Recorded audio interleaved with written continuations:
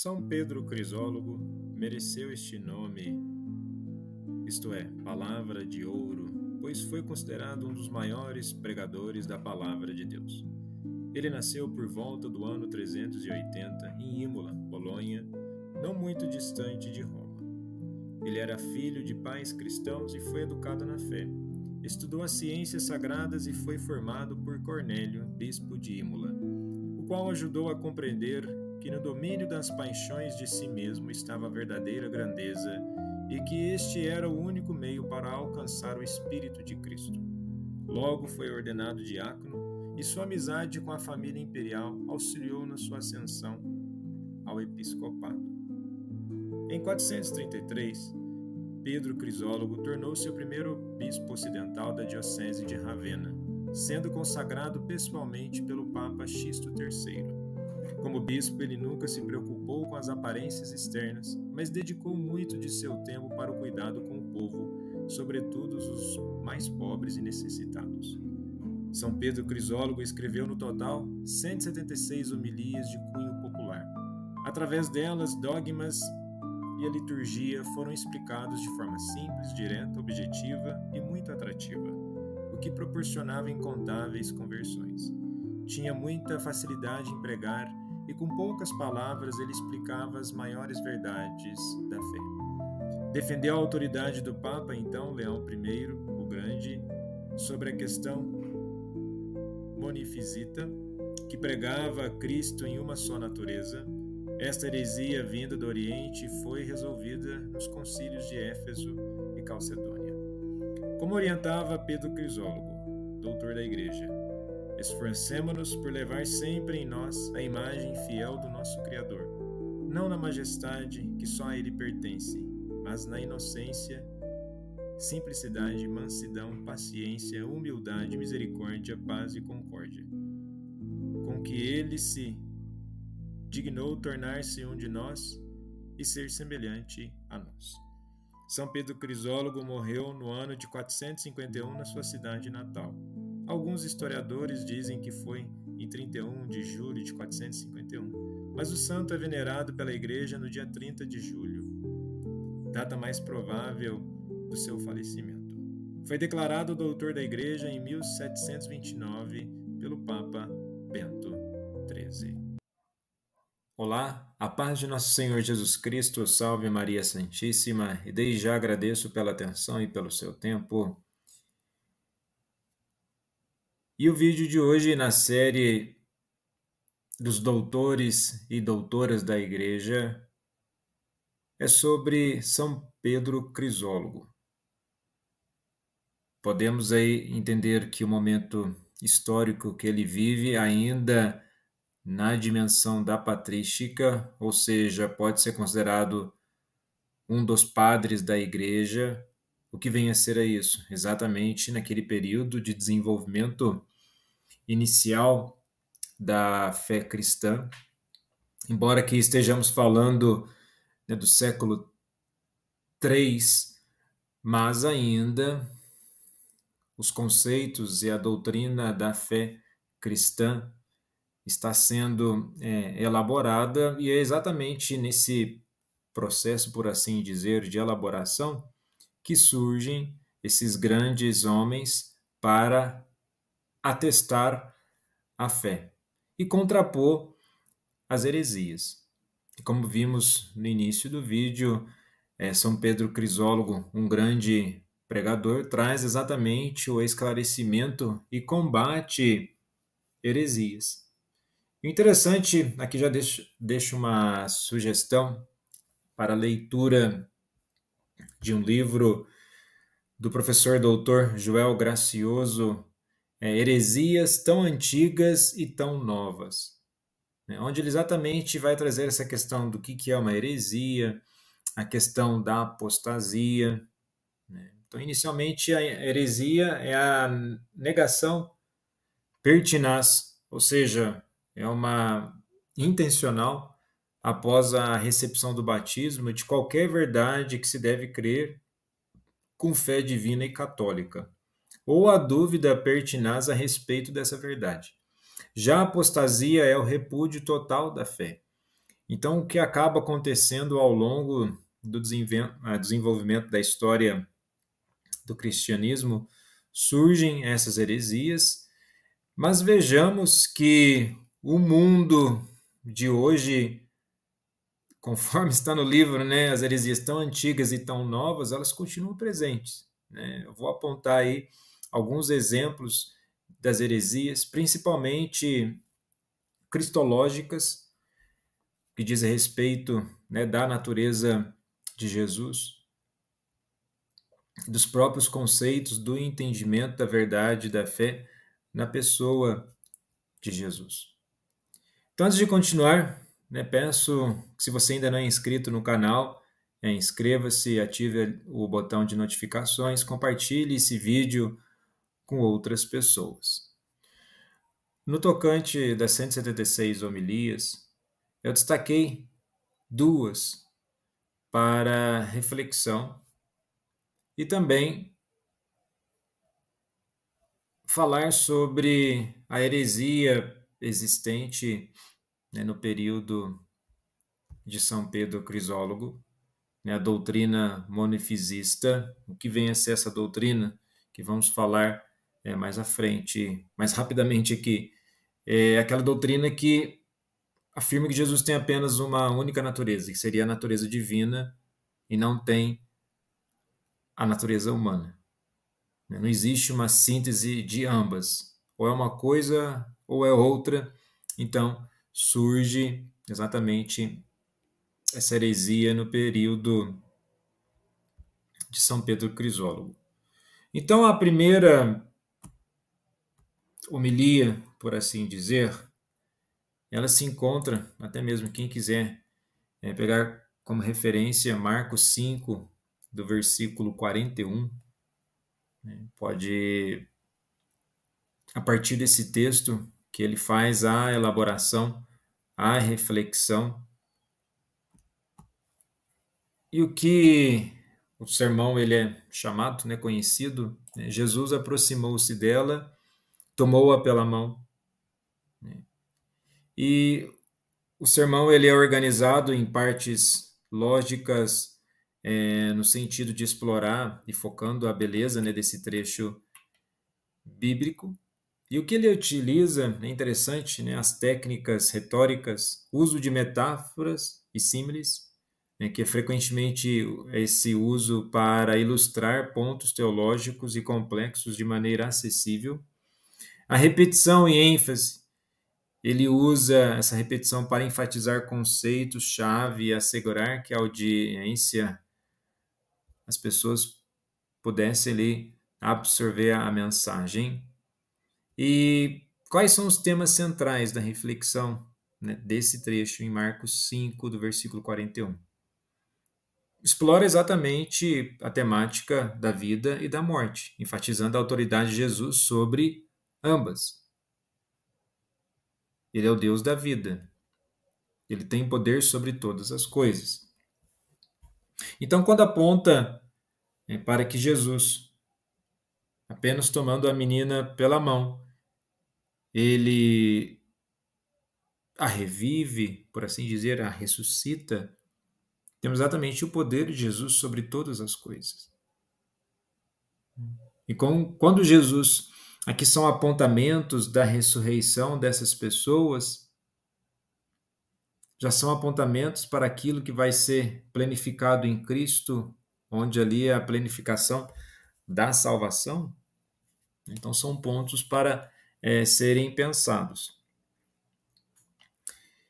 E nessa lógica, temos aqui a dimensão da intervenção divina, né? A ideia de que a intervenção divina pode transcender as limitações humanas é um tema filosófico e teológico crucial. E ele argumenta o quê? A presença de Cristo transforma realidades aparentemente definitivas. Então, esse dado momento, o que a nossa capacidade humana ou nossa limitação de entendimento já fixou como definitivo, Cristo transforma essas realidades. Nós podemos ver isso ao longo dos vários exemplos de cura. nos evangelhos. E a relação entre fé e razão. Ele aborda como a fé em Cristo não apenas complementa, mas muitas vezes supera a razão humana, especialmente em momentos de desespero ou perda. E também perceberemos que em todos os momentos de cura, né, de libertação, né, nos evangelhos, traz exatamente que aquilo que se era esperado de Jesus, ele faz mais. Né? Há o movimento da pessoa que precisa da cura, né, busca pelo milagre, mas Jesus vai além dessas expectativas. Então, tudo isso traz uma dimensão da natureza da fé. E ele argumenta que a fé é um conhecimento superior que leva à verdadeira compreensão da vida e da morte. E nesse sentido, se no texto fala sobre a menina, né, que estava sem vida, né, a questão do sofrimento humano e a redenção, sugerindo que a intervenção de Cristo na história humana oferece uma nova perspectiva sobre a dor e a esperança. Aí você pode estar pensando, mas eu já sei sobre isso. Nos dias de hoje nós já sabemos sobre isso, ou se ainda não temos muita convicção, é que busquemos essa convicção. Mas estamos falando aqui de um período onde exatamente essas convicções de fé, a doutrina de fé vai trazendo elementos para que hoje tenhamos entendimento ou pelo menos uma tradição da fé. Aquilo que pode parecer óbvio, mas isso foi desenvolvido ao longo, né, da história da igreja. E nesse sentido, esse Cristo, né, esse Jesus, que oferece uma nova perspectiva, e ele supera a razão humana, aponta, aí nós temos a divindade de Cristo, onde São Pedro, o crisólogo, enfatiza a divindade, destacando como Jesus, ao tomar a mão da menina, demonstra seu poder sobre a morte e sua compaixão divina. Algumas pessoas vão querer alegar, mas isso não tem necessariamente só a ver com o elemento divino de Jesus, pois no Antigo Testamento há também pessoas que são assim ressuscitadas ou ressurgem novamente para a vida. Mas o próprio fato de curar a menina é um ato profético, né, de Jesus. Bom, a humanidade de Cristo, então, ao mesmo tempo que ele não negligencia a humanidade, mostrando como Jesus se aproxima da menina com ternura e amor. Ou seja, na manifestação de Jesus, né, ao se aproximar da menina, ter essa preocupação, ele se aproxima enquanto ser humano, mas um milagre ali, né, a recuperação da menina só ocorre pela divindade de Jesus. Um outro aspecto que nós temos aqui é a soteriologia, que é a salvação e redenção. E o sermão exatamente explora a ideia de salvação, onde a ressurreição da menina serve como um símbolo da ressurreição espiritual que Cristo oferece a todos os crentes. E temos a dimensão da graça e misericórdia. Enfatiza a graça e a misericórdia de Deus, mostrando que a ação de Jesus não é apenas um ato de poder, mas também de compaixão e de amor incondicional. Então, nesse aspecto, há uma apresentação da divindade de Jesus, e nesse sentido, as curas, essa manifestação, embora depois Jesus vai dizer, que os seus seguidores, os seus discípulos também farão maravilhas, mas tudo isso ocorre a partir, que Jesus abre caminho e espaço para tudo isso. Então, ao refletir, sobre todas as curas nos evangelhos, temos exatamente a manifestação não de um poder isolado, querendo mostrar, olha, eu sou Deus, essa não é a perspectiva, mas no momento da cura é evidenciado que ele é Deus, mas não é só um ato de poder isolado pela uma mera manifestação do seu ego carente de se vangloriar desse ato. Não. Ele sendo Deus, ele manifesta e usa seu poder para intervir a favor, né, na vida das pessoas. Agora, na sequência, temos o outro sermão, que coloca ali até como, por assim dizer, a temática, né? Muitos profetas e justos desejaram ver o que vós vedes. Então, o que ele inicia é provocativo, e a parte do sermão está assim: quando viu o mundo transtornado pelo medo, Deus pôs em ação o seu amor para o chamar a si, a sua graça para o convidar, o seu afeto para o abraçar. E quando do dilúvio, né, chamou Noé a gerar um mundo novo, encorajou com suas suaves palavras, deu-lhe uma confiança de predileto, instruiu com bondade sobre o presente e consolou com sua graça relativamente ao futuro. E participou no seu labor e encerrou na arca o germe do mundo inteiro, a fim de que o amor pela sua aliança banisse o medo. E o interessante é que no final ele coloca perguntas. Olha lá, o amor não admite não ver aquilo que ama.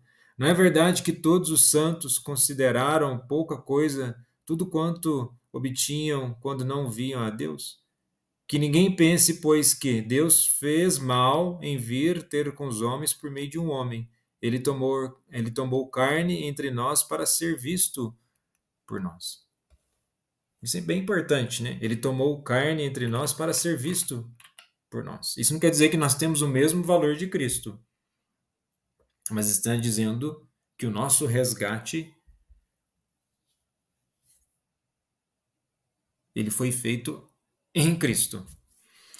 Bom, o que temos aqui na análise filosófica, né? O medo versus o amor.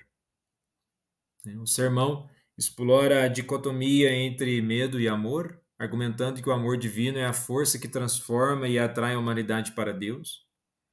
Temos a intervenção divina na história, onde essa intervenção contínua de Deus na história da humanidade, né? O desejo de ver Deus, uma discussão filosófica sobre o desejo intrínseco da humanidade ver e conhecer a Deus, que é fundamental para a relação entre Deus e o homem. A presença de Deus, afinal de contas, não é algo distante, mas sim algo ativo, né, na vida do ser humano. E isso na perspectiva filosófica, numa perspectiva teológica, novamente temos elementos da cristologia e da soteriologia. A soteriologia são os aspectos da salvação do ser humano. Então, naquilo que diz respeito à salvação através do amor, a teologia da salvação é apresentada como um ato de amor divino. Deus salva não através do medo, mas através do amor e da graça. Essa religião do medo, que fica impondo todo momento um terror psicológico, isso não provém de Deus. Relação pessoal, né, com Deus. A salvação é descrita como uma relação pessoal com Deus, onde o amor divino atrai a humanidade para si. E temos aqui um elemento eclesiológico, ou seja, da estrutura da igreja, né, a comunidade dos crentes.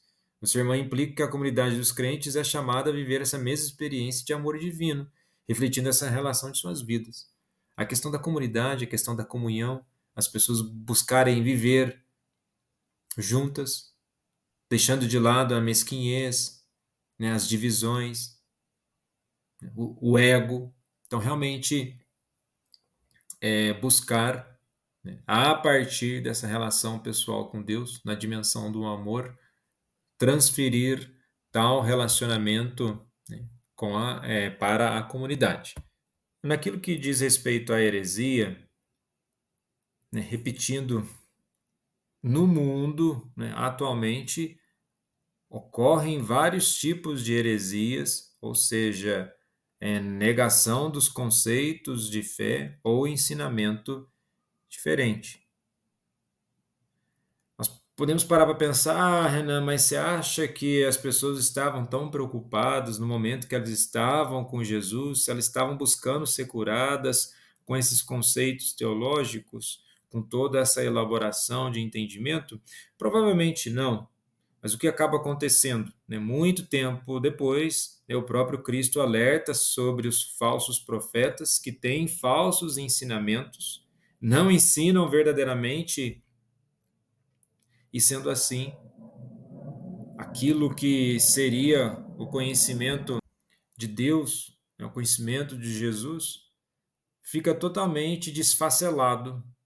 E nesse sentido, começa-se a ter uma dificuldade de realmente entender quem é Jesus, qual mestre, né, qual Senhor está seguindo. Então, toda essa preocupação, né, de apontar as heresias, né, fazendo exatamente uma refutação, é para que se tenha um entendimento, real, né, de quem é Jesus. Então, a heresia aqui, a qual é mesmo São Pedro Crisólogo ele refuta, que é o monofisismo, que é uma heresia cristológica. Por que eles vão entender, né, levar como entendimento que Jesus teria apenas uma única natureza, a divina, e não uma síntese de ambas? Aqui também temos que entender que há uma influência, por assim dizer, do neoplatonismo nessa oposição de carne e espírito, né, que a carne ela não é boa o suficiente para ter esse espírito puro ou ter o próprio Deus. Mas podemos, assim, elencar, né, alguns trechos da Bíblia para exatamente contrapor essa visão de que Jesus é só da natureza divina. Convido você a pegar sua Bíblia, Evangelho segundo João, capítulo 1, do versículo 14. E o Verbo se fez carne e habitou entre nós, cheio de graça e de verdade, e vimos a sua glória, a glória como unigênito do Pai. Então, o Verbo se fez carne e habitou entre nós. Então, Jesus assume a natureza humana sem deixar de ser divino. Filipenses 2, versículos 6 ao 7. Que, embora sendo Deus, não considerou que o ser igual a Deus era algo que devia apegar-se, mas esvaziou-se de si mesmo. É o termo grego da kenosis, esse rebaixamento, esvaziamento de Deus. Vindo que a ser servo, tornando-se semelhante aos homens, né? Tornando-se semelhante ao ser humano. Depois podemos pegar texto em Hebreus 2, versículo 14. Portanto, visto que os filhos são pessoas de carne e sangue, ele também participou dessa condição humana. Ele participa então da condição humana e não deixa de ser Deus. Colossenses 2, versículo 9. Pois em Cristo habita corporalmente toda a plenitude da divindade. Então, corporalmente indica o quê? Que a natureza divina quanto a humana de maneira completa e simultânea, pois em Cristo habita corporalmente toda a plenitude da divindade. Corporalmente, corpo, aspecto físico, carne, toda a plenitude da divindade. Mateus 26, 38. Então lhes disse: a minha alma está profundamente triste até a morte. Fiquem aqui e vigiem comigo. Então essas expressões humanas de Jesus, né, como tristeza e angústia, fazem parte da dimensão da carne, da psique humana. Primeira carta a Timóteo, capítulo 2, versículo 5. O que nós temos? Pois há um só Deus e um só mediador entre Deus e os homens. O homem, Cristo Jesus. O homem, Cristo Jesus. Então, são aqui alguns apontamentos para refutações, mas mesmo assim, nos dias de hoje, ocorrem, como já mencionei, várias heresias, né? Desvio de ensinamento, que pode certamente levar as pessoas ao falso entendimento da fé. E se há um falso entendimento da fé, há uma falsidade na prática da fé, não descaracterizando as pessoas ou diminuindo no seu ato genuíno de fé. Mas se aquela ovelha, né, confia no pastor, achando que de fato, né, aquele guia espiritual ele está falando a verdade, ela fixa a sua atenção e acha que está tudo bem. E eu gostaria agora, né, de apontar para as heresias que eu mencionei dos dias de hoje, porque achamos que ficou lá atrás ou que a religião vai estar livre dessas divergências, muito pelo contrário. Na continuidade do desenvolvimento da história, né, dentro, né, da religião, haverá discordâncias, né, sobre pontualidades ali teológicas, filosóficas, uma busca do entendimento melhor da doutrina. Isso de fato vai continuar acontecendo. Mas o que é preciso estarmos atentos, né, à nossa própria fé e no seguimento, né, daquilo que estamos praticando. Então vejamos.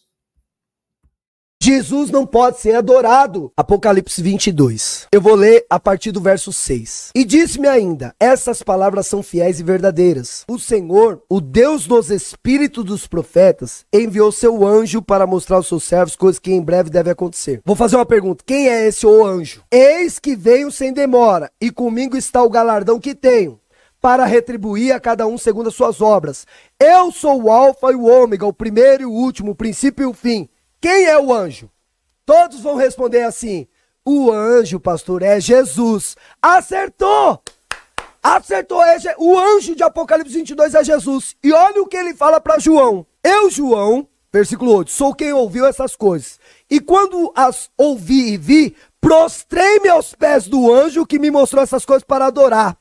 Então ele me disse: vê, não faça isso. Eu sou conservo teu, dos teus irmãos, profetas que guardaram as minhas palavras desse livro. Adora a Deus. Se o anjo é Jesus, e João se prostrou para adorar esse anjo, o anjo falou: não, eu sirvo vocês, porque a palavra vem até nós, ele é servo. Por isso que Jesus falou: eu não vim para ser servido, eu vim para servir. O anjo vem para servir, meller, mensageiro, o anjo é mensageiro. E Jesus veio com a mensagem para servir. E se ele veio para servir, as pessoas estão adorando, estão cometendo idolatria. Por isso que ele falou para João: não adora, só adora a Deus.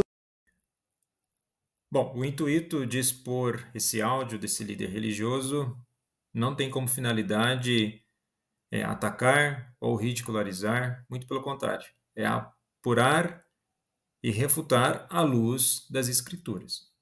Isso é importante, pois muitas vezes alguns líderes eles podem utilizar, né, de uma oratória, fazendo ali um malabarismo exegético, ou seja, dos estudos das Escrituras, e muitas vezes podendo aproveitar do não entendimento daqueles que escutam, para então elaborar as suas heresias. Inicialmente, antes de ir para o texto de Apocalipse, né, capítulo 22, né, ali os versículos 6 e 16, vamos iniciar a refutação do que foi dito aí por esse líder religioso, com o texto em Mateus, capítulo 15, versículo 25. O que está escrito? Ela, porém, veio e o adorou, dizendo: Senhor, socorre-me. Senhor, Kyrios. Jesus, ele diz para a mulher: não me adore, não. Eu não sou Deus. Isso não é dito aqui. Muito pelo contrário. Há aqui uma exemplificação dessa fé da mulher, que ela se aproxima, chamando Jesus de Senhor, e não é apenas um Senhor qualquer, esse título, né, do Kyrios, na questão de adoração, do reconhecimento de quem é Jesus. Então temos aqui o primeiro aspecto de refutação. Depois, saindo dos evangelhos, Filipenses 2, versículo 10 e 11. O que está escrito? Para que o nome de Jesus se dobre todo o joelho, nos céus e na terra e debaixo da terra, e toda língua confesse que Jesus Cristo é o Senhor, para a glória de Deus. Estou falando que Jesus Cristo é o Senhor. Então, temos aqui os dois aspectos aí dessa refutação inicial. Depois, se pegarmos, de fato, o texto de Apocalipse 22, no versículo 1 inicia, mostrou-me então o anjo um rio de água viva. Então, o anjo mostrou, o anjo é o mensageiro de Deus, ok? Aí temos aqui no versículo 6, onde ele começa dizendo, ele me disse. Sim, quem disse? O anjo disse, certo? Abre aspas e vai fechar aspas no versículo 7. Lembrando que no grego, nós pontuamos as palavras, fechamos, mas há uma sequência escrita sem ali o ponto final e sem muito menos ali a vírgula, mas faz essa divisão para o entendimento nosso aqui. E eis que venho em breve, felizes aqueles que põem em prática as palavras da profecia deste livro. Mas o anjo está dizendo para João aquilo que Deus disse a ele. Deus é Jesus. Não é o anjo que está dizendo, eis que vem em breve. Ele está remetendo as palavras. Vou colocar assim, o anjo é intermediário entre aquilo que Deus disse. O anjo, ele fala. Então não é o anjo que vem. Porque ele vai dizer que aí João vê essa revelação, fica tão maravilhado com tudo isso, de ouvir essas coisas, ele se prostra perante o anjo, no versículo 8. Depois, no versículo 9, não faça isto, sou um servo como tu e teus irmãos. Sim, o anjo é um servo, e não Jesus ali. E na sequência, tem que entender que o texto ele vai no sentido de narrativo, de mensagem. E na sequência, ele está remetendo. O anjo está identificando, na sua fala, quem é o autor da mensagem. E quem é o autor da mensagem? Eu, Jesus, enviei o meu anjo. Ou seja, ele está afirmando e dando veracidade de quem fala a João é Deus. No caso de Jesus. Ponto. Então, a refutação pode ser com Mateus 15, 25... Filipenses 2, versículo 10 ao 11, podemos pegar outros trechos e também entendendo que a sequência do texto, conforme esse líder fez, ele quebrou e tirou a ordem da sequência da conversa, por assim dizer, do anjo. Então, por de fato, aí ele faz esse malabarismo e cria, então, heresia. Vamos escutar agora a próxima heresia. Ministério que o pastor falou que Jesus é Deus. Uma pessoa, um pastor que ensina para a igreja que Jesus é Deus, ele está se revelando ser alguém de profundo desconhecimento do evangelho da graça de Deus. Ele está sendo um profundo ignorante, porque aqui diz, e vou ler uma vez mais, pois ele, subsistindo em forma de Deus, não julgou como usurpação o ser igual a Deus. Ou seja, ele teve forma de um Deus. Ele é um Deus filho, como diz o Salmo 82, verso 6. Sois deuses. Mas ele sempre, o Senhor Jesus, procurou agir como um nascido de Deus, como parte de Deus. Ele nunca tentou usurpar o lugar de Deus, o Todo-Poderoso, dizendo, eu sou Deus. Usurpar é justamente você se apossar, se apoderar da posição do outro, da vida do outro, e dizer, eu sou ele, eu sou ela, sem ter direito daquilo. Jesus sempre admitiu que Deus é superior a ele, o Pai de todos nós. Amém. E ele, o Filho de Deus. E veja o que o apóstolo Paulo diz mais adiante, no verso 11, falando ainda a esse respeito. Verso 11. E toda língua confesse, Jesus Cristo é Senhor, para a glória de Deus Pai. Veja que diferença. Você confessar que Jesus Cristo é Senhor para a glória de Deus Pai. Então, Jesus é Deus? Não. O Deus Pai é Deus Pai e Jesus é Jesus, o Filho de Deus. Essa heresia cristológica que acabamos de ouvir tem semelhança com a primeira no aspecto de também ser uma heresia ariana. O que seria essa heresia, né, a doutrina ariana? Que foi trazida pela primeira vez pelo padre Ário, né, que morreu em 336, então ali no período próximo, né, de São Pedro Crisólogo, mas vamos atentar aqui à questão da heresia. O que era a ideia principal? Né, de que o Filho de Deus, o Logos do Pai, a sua sabedoria, não é igual a de Deus Pai. Em vez de ser Deus, ele é apenas uma criatura feita do vazio como o resto do mundo. Isso já contrapõe e contradiz aquilo que está nas Escrituras. Vamos lá para o Evangelho segundo João, capítulo 1, dos versículos 1 ao 3 e versículo 14. No princípio era o Verbo, e o Verbo estava com Deus.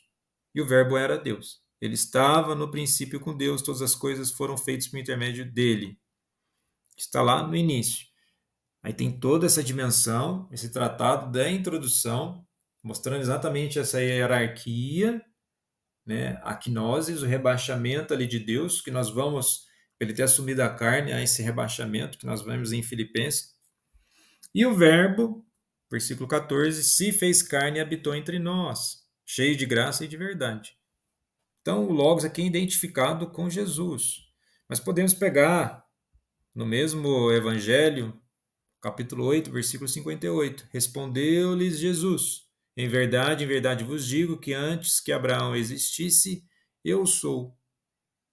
Então, Jesus, quando usa a expressão eu sou, em grego, ego eimi, que é o mesmo termo que Deus usou em Êxodo 3, versículo 14, eu sou o que sou. Então isso aqui é uma clara afirmação de sua divindade. Por qual razão Jesus ia ter dito isso? Vamos lá, Colossenses 2, versículo 9. Pois em Cristo habita corporalmente toda a plenitude da divindade. Então esse versículo afirma o quê? Que toda a plenitude da divindade habita em Cristo em forma corporal.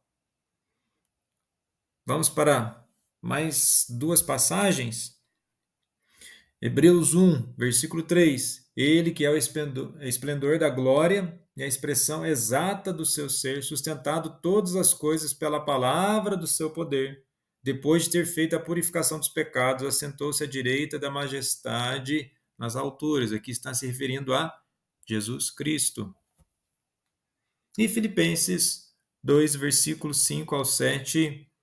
Tende em vós o mesmo sentimento que houve também em Cristo Jesus, que, embora sendo Deus, não considerou o ser igual a Deus, que era algo que devia apegar-se, mas esvaziou-se a si mesmo.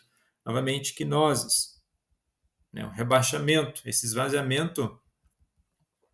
Agora, o que temos que entender, né? Até os títulos utilizados, né? Vimos na heresia anterior, em Mateus 15, do versículo 25, né, quando há ali uma adoração ao Senhor, o Kyrios em grego, né, Filho de Deus, tem conotações divinas. Senhor era usado na Septuaginta, né, a tradução grega do Antigo Testamento, para traduzir o nome de Deus. E Filho de Deus implica uma relação única e divina com o Pai. Então temos aí a refutação pelas próprias Escrituras, né, então tomem cuidado com os malabarismos bíblicos. Vejamos aí a próxima e a última heresia. Devemos crer em Jesus? Claro. Né? Também ou só? O problema da palavra Trindade talvez seja o que pode confundir um pouco as nomenclaturas. Porque a Trindade é uma teoria filosófica e não teológica. Filosófica. Não tem na Bíblia, é mais filosófica. Passamos aquele negócio todo. Então, Nós temos que não basear só num versículo, mas ter uma estrutura. É como eu estava pensando, eu só queria entender, e depois que o Joaquim falasse e tudo mais, o Deus do Velho Testamento já era a Trindade. O que eu não me conformo é por que o Filho no Velho Testamento, vamos esquecer o Novo, por que o Filho era filho e não o Pai? Por que o Pai é Pai? Por que o Pai ama o mundo e manda o Filho? Certo? Essas coisas. Por que os três conversam entre si? Fica um Deus meio assim, meio idólatra, não é? E não um Deus único, como diz aqui em Deuteronômio, né? Tá escrito: eu sou Deus, não há outro. O maior versículo de Israel é: ouve Israel, o Senhor nosso Deus é um. Não são 4, três. Capítulo 6, versículo 4. Tem que ser mais explícito, então, para falar. Agora, o que tem que ser lógico, você pergunta para mim, Jesus é o Filho de Deus? Sim. Mas ele não era o Filho de Deus. Porque em Maria, quando ela deu a luz, o anjo falou, ele será chamado Filho de Deus. Que ele não era. Então, nesta última heresia cristológica, eu vou iniciar aqui pelo fim do que ele menciona, né, utilizando do texto, né, segundo Lucas, capítulo 1, do versículo 32, quando o anjo diz, ele será chamado. Aqui uma questão até de dificuldade de português, né, daquele que falou isso, porque ele será, aí vem a pergunta, Jesus já tinha nascido? Nós estamos ali no momento da anunciação, então ele será, ele está falando no sentido do futuro, né? Até mesmo isso é apresentado no texto grego, então aqui é a primeira dificuldade dele, porque o que ele quis dizer, que ele será chamado, né, contrapondo. O que ele diz? Ele será chamado filho de Deus, que ele não era. Ele está querendo dizer que ele não era, mas se fala que ela vai ser concebida pelo Espírito Santo, então, em termos de concepção, ali na Anunciação, ele já é. Mas só porque ele fala ele será chamado, aí ele tenta fazer uma inversão no português, mas aí ele descaracteriza o texto, então ele foge do texto. Bom, na sequência, então vamos lá iniciar, né, onde ele diz que a Trindade é uma teoria filosófica e não teológica, não tem na Bíblia. Não vou nem utilizar aqui do Evangelho necessariamente. Vamos lá para a segunda carta a Coríntios, capítulo 13, versículo 14. Eu coloco aí na tela, né, o paralelo, né, a tradução do texto grego com o português. A graça do Senhor Jesus Cristo, o amor de Deus e a comunhão do Espírito Santo sejam com todos vocês. Então, aqui há mencionado, sim, as três pessoas divinas. Vamos lá para João 1, versículo 1. No princípio era o Verbo, e o Verbo estava com Deus, e o Verbo era Deus. O Verbo Jesus é descrito como estando com Deus e sendo Deus, indicando a distinção de pessoas e unidade de essência. Aqui já percebemos que é uma característica dessas heresias cristológicas, uma dificuldade tremenda do entendimento da questão de substância, da questão de essência, de natureza, de categoria, de acidente. Então, falta aí não só... Ele diz no início que não tem base teológica, nós já temos aqui a base teológica, o que aparece aqui é uma dificuldade dele do entendimento do próprio português, né? O paralelo do texto grego com o português e a questão filosófica. O Deus do Velho Testamento já era a Trindade? Vamos lá em Gênesis 1, versículo 26. E disse Deus, façamos o homem à nossa imagem, conforme a nossa semelhança. Ele vai tentar descaracterizar ali no texto, mas ele não consegue mostrar uma base bíblica. Então, o uso do plural façamos sugere uma pluralidade. Isaías 48, versículo 16. Desde o princípio não falei em segredo, desde o tempo em que isso acontece, eu estou ali. E agora o Senhor Deus me enviou a mim o seu Espírito. Este versículo menciona o Senhor Deus, o enviado, o Messias, o Espírito, sugerindo uma pluralidade divina. Depois, ouve Israel, o Senhor nosso Deus é um, não são três. Bom, Então vamos lá, Deuteronômio 6, versículo 4. Ouve Israel, o Senhor, nosso Deus, é o único Senhor. A palavra hebraica para um é Shad, que pode significar uma unidade composta, como em Gênesis 2, versículo 24, onde homem e mulher se tornam uma só carne. Estou colocando aqui um comparativo. Estou colocando um comparativo de textual e não na questão de conceitos, tá bom? E aí, Jesus é o Filho de Deus? Sim, mas ele não era o Filho de Deus, né, conforme eu já mencionei. Mas aí, novamente, a refutação pelas próprias Escrituras. João 1, versículo 18. Ninguém jamais viu a Deus, mas o Deus unigênito que está junto do Pai o tornou conhecido. Quem é o Deus unigênito, o Filho unigênito? Jesus. Vamos lá, João 17, versículo 5. E agora, Pai, glorifica-me junto a Ti, com a glória que eu tenho contigo, antes que o mundo existisse. Ué, o Pai me glorifica com Ti. Duas pessoas? E Colossenses 1, versículos 15 e 17, ele é a imagem do Deus invisível, o primogênito de toda a criação, pois nele foram criadas todas as coisas. Então ele é a imagem do Deus invisível. Então vejamos aqui novamente, né, uma deturpação do texto bíblico a partir dessa heresia cristológica,